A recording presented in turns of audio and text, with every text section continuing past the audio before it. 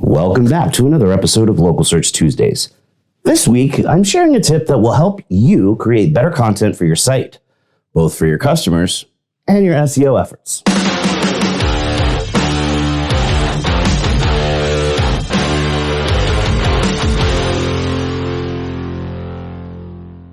We're at the tail end of Google's big March core update, and we had the helpful content update last fall, and AI content is everywhere now. It seems like everyone is chasing Google again, and if you're chasing something, you're always behind. It's time to change the way you think about content.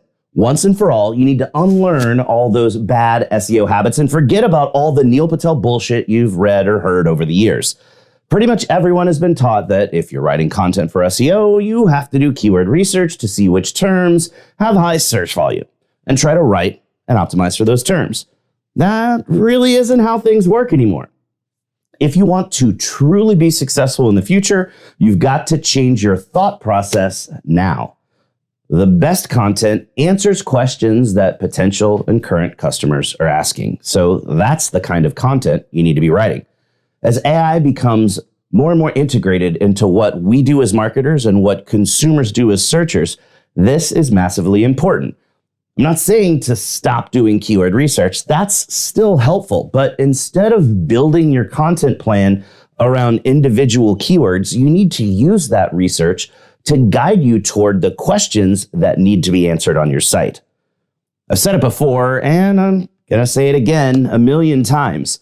If you want to show as a search result when someone types a particular phrase into Google, you need a dedicated page about that singular concept on your site. Since we're talking about local SEO, that page doesn't have to be the best page on the internet. It just needs to be the best answer to the question in the local area. And that probably means you need to answer a few subsequent questions as well. Take your marketing blinders off. Think about what your site experience is like for someone who's never bought that product or service before. Answer all the questions that noob customers would have and make it easy for them to find those answers. Organize your site so that there's a logical progression through the buying funnel with answers to all the questions along the way.